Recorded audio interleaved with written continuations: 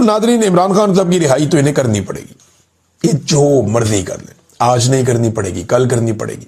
हाँ, आसिम मुनीर सबसे बड़ी रुकावट है इमरान खान साहब की रिहाई की, ये हकीकत है। कोई अदालत इमरान खान साहब की रिहाई के लिए रुकावट नहीं है, कोई इदारा इमरान खान साहब की रिहाई के रास्ते में रुकावट नहीं है। सिर्फ इमरान खान, और कोई हुकूमत इमरान खान साहब की रिहाई के रास्ते में रुकावट नहीं है।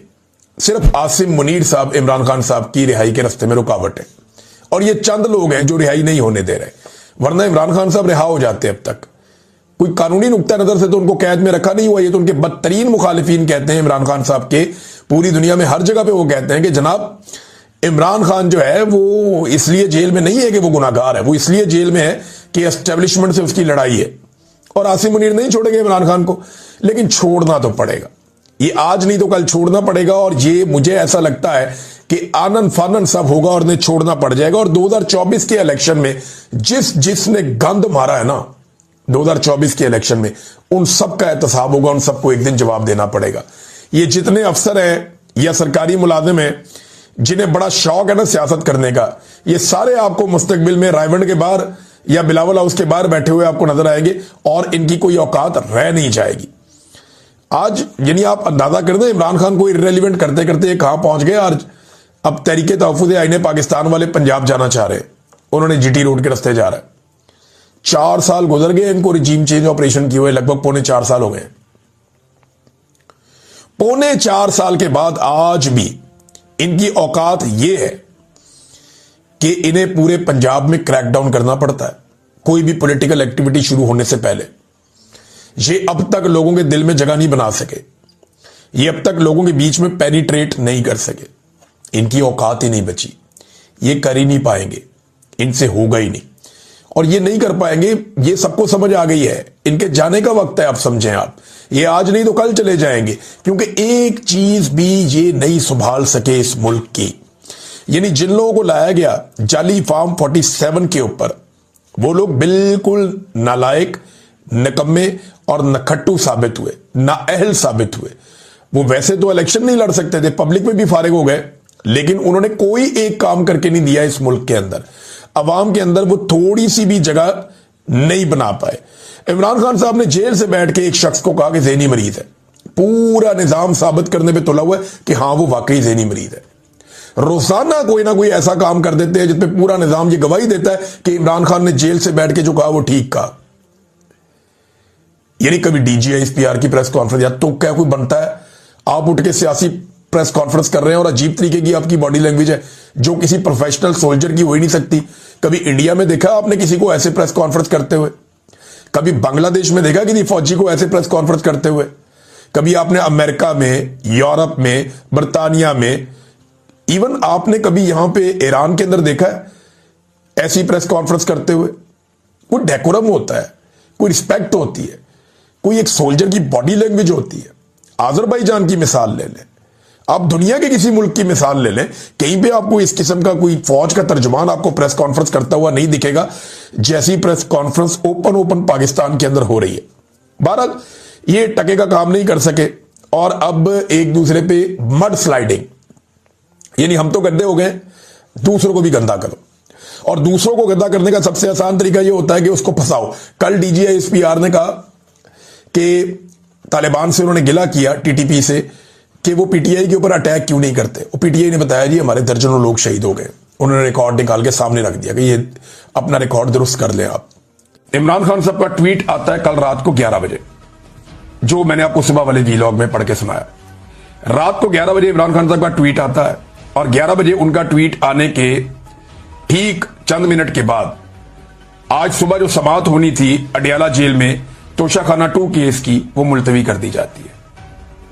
वजह क्या है कि भाई इमरान खान साहब का तो बड़ा सख्त मौकिफ है, हमें तो लगता था माफी मांग लेगा, वो तो हमारे ऊपर चढ़ गया। 9 मरतबा उसने आर्मी चीफ का नाम ले लिया एक ट्वीट के अंदर। और मजे की बात आप देखें कि इमरान खान साहब ने, ये मैं आपको डाटा बल्कि निकाल के ना लेटेस्ट भी बता देता हूं, इमरान खान साहब ने ट्वीट एक जो है ना उसमें आर्मी चीफ का 9 मरतबा नाम लिया, और दूसरे ट्वीट के अंदर आर्मी चीफ का नाम नहीं लिया।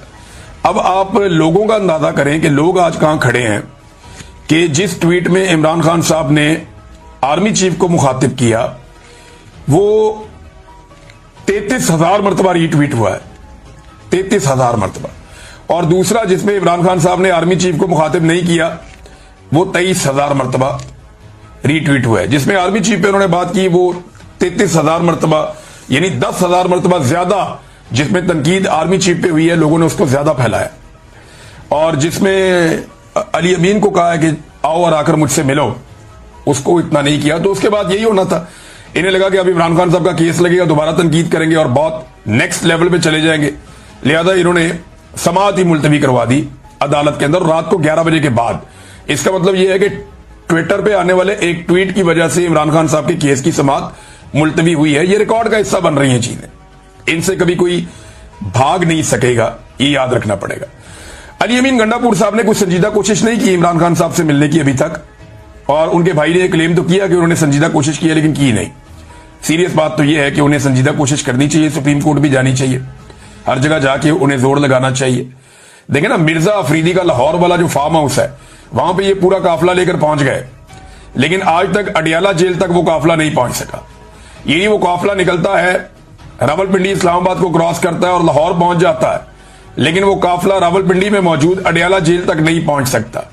कई मरतबा एमपीए और एमएनए ने कहा जी हम सारे इकट्ठे होकर वहां पर आएंगे बाजमात, लेकिन आज तक ये वहां पे नहीं जा सके, कोई दबाव नहीं बढ़ा सके।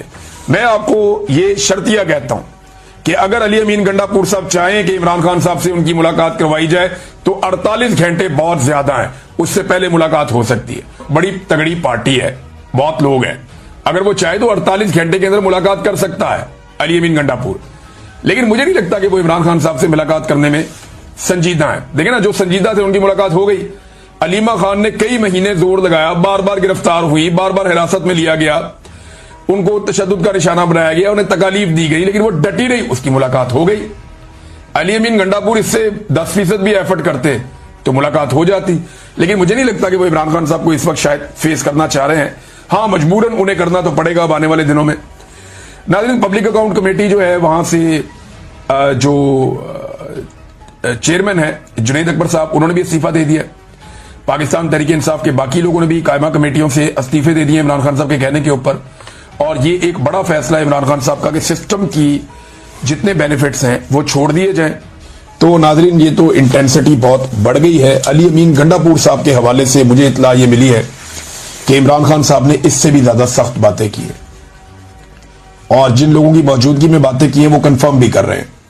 अब क्योंकि पाकिस्तान तहरीक इंसाफ ने ऑफिशियली वो बात नहीं की, तो मैं भी उस बात को रोक लेता हूं। या शायद हो सकता है कि इमरान खान साहब ने वो सख्त बातें की हों, लेकिन ये भी कहा होगा अभी इसको पब्लिक नहीं करना, लेकिन मेरी ये ओपिनियन है।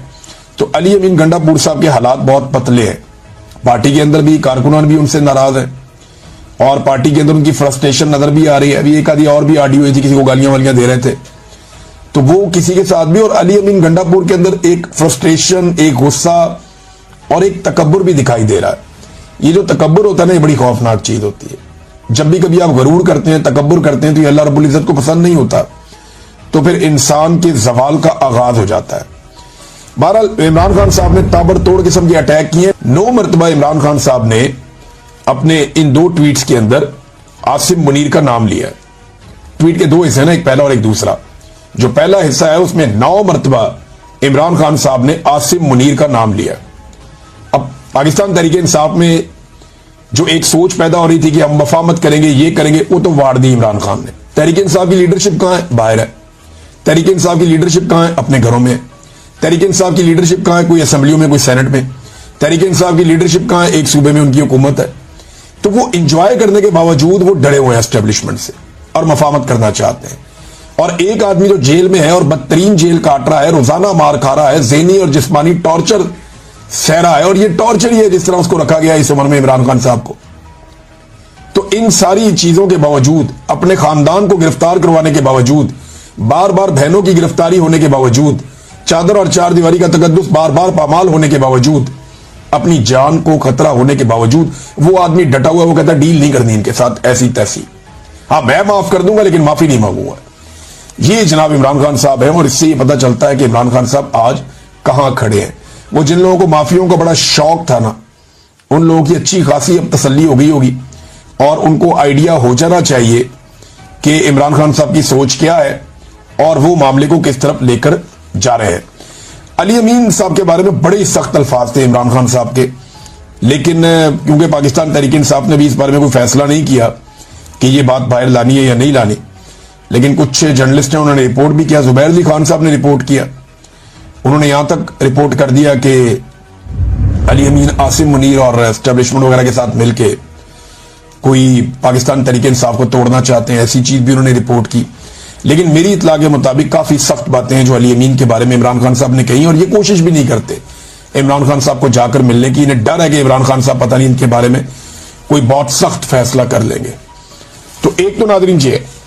अच्छा, एक और आप ये देखें, एक बड़ी वायरल हो रही एक चीज कि नवाज शरीफ की और इमरान खान साहब की जेल में फर्क। ये देखें ना, इमरान खान साहब जेल से क्या मंगवाते हैं और नवाज शरीफ साहब जेल से क्या मंगवाते हैं। नवाज शरीफ साहब लिखते हैं जनाब फलां फलां बंदा मुझे मिले, फलां फलां बंदा मुझे मिले, कोई डॉक्टरों के नाम दे रहे हैं, कोई बंदों के नाम बता रहे हैं, फिर बता रहे हैं खाना, तारीखें साथ लिखी हुई है जनाब, करेले, कीमा, चावल, पालक गोश्त, आलू गोश्त, चिकन कढ़ाई, चावल, अच्छा जी भिंडियां गोश्त कढ़ाई, और पता नहीं क्या, कोई दाल माश, बैंगन गोश्त, पालक गोश्त। तो ये मियां साहब का जो आता था लिस्ट या लवाजमात, वो जेल से ये होते थे। 22 मुलाकातों की एवरेज मियां साहब की निकल रही थी, 20-22 मुलाकातों की पर डे। जितने दिन वो कैद रहे, बोलते वो कैद रहे ही नहीं, बड़े आजाद ही रहे मियां साहब, लेकिन जितने दिन वो जेल में रहे उनकी 20-22 मुलाकातें एवरेज हर दिन के हिसाब से होती थी। 200-200, 300-300 बंदा जेल के बाहर आराम से खड़ा होता था और बिल्कुल वीआईपी माहौल में होते थे। मियां साहब के बाद लिस्ट आती थी, मियां साहब टिक मार्क करते थे, ये बुला लो, ये बुला लो, ये बुला लो, बंदे अंदर आ जाते थे। मौजें लगी हुई थी मियां साहब की जेल में। एक वो जेल थी और एक ये जेल है जिसमें इमरान खान साहब इनकलाबी किताबें मंगा के पढ़ रहे हैं। सलाउद्दीन अयूबी की इमरान खान साहब किताब पढ़ रहे हैं। अब इन्होंने जेरूसलम फतह किया था, एक बहुत बड़े फातेह हैं, खिलाफत के ऊपर किताब पढ़ रहे हैं, फलस्तीन के ऊपर किताब पढ़ रहे हैं, और मुस्लिम माइंड्स के ऊपर किताब पढ़ रहे हैं, इनकलाबी किताबें पढ़ रहे हैं, lost Islamic history Imran Khan साहब पढ़ रहे हैं। तो ये वो चीजें हैं जो इंसान को मजीद मजबूत करती हैं, और नैरेटिव बिल्डिंग जो इमरान खान साहब की है वो तो पहले ही बहुत कमाल है। तो ये इमरान खान साहब ने वक्त जाया नहीं किया ये लिस्ट लिखने में कि मैंने कल क्या खाना है, परसों क्या खाना है, तरसों क्या खाना है। ये मैंने शहबाज शरीफ की भी लिस्टें पढ़ी हुई हैं, नवाज शरीफ की भी पढ़ी हुई हैं, तो उनमें कितना फर्क है देखें आप।